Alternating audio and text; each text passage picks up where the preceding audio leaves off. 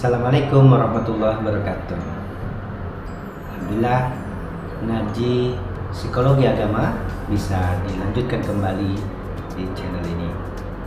Pada kesempatan ini akan didiskusikan karena ada beberapa yang bertanya, apa itu psikologi agama?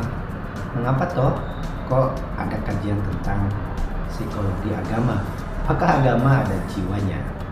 Nah, penting untuk menjawab pertanyaan-pertanyaan ini secara akademik dari sudut pandang, tentu sudut pandang ilmiah psikologi agama. Saudara-saudara, psikologi agama adalah salah satu cabang psikologi modern yang mengkaji fenomena-fenomena keagamaan. Itu kata Subandi dalam bukunya Psikologi Agama.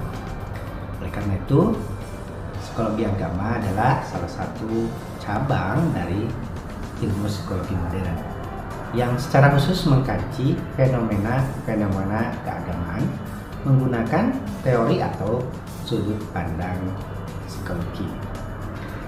Kata atau menurut Zakia Derajat sebagai orang pertama yang mengenalkan psikologi agama di lingkungan perguruan tinggi keagamaan negeri di bawah Kementerian Agama atau Departemen Agama dulu, beliau atau Zakia Derajat juga mengatakan bahwa psikologi agama adalah salah satu bidang ilmu kejiwaan atau psikologi yang mengkaji pengaruh keyakinan keagamaan terhadap kehidupan seseorang. Itu dia. Jadi sudut pandangnya adalah psikologi yang khusus mengkaji fenomena-fenomena keagamaan, baik pengaruh keyakinan terhadap sikap dan perilaku seseorang maupun yang tadi itu yang kata Subandi, fenomena keagamaan secara umum menggunakan pendekatan atau perspektif psikologi.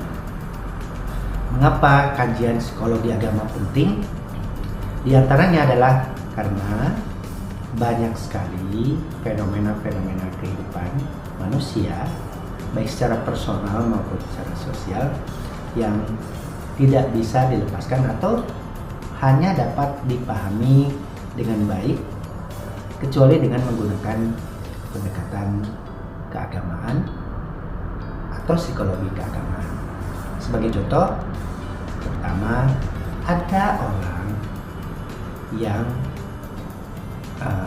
hidupnya biasa-biasa saja, sederhana, secara materi standar, mungkin juga bahkan di bawah standar, tetapi menunjukkan kehidupan yang bahagia, yang tenang, menyenangkan, dan memberi inspirasi ke orang lain.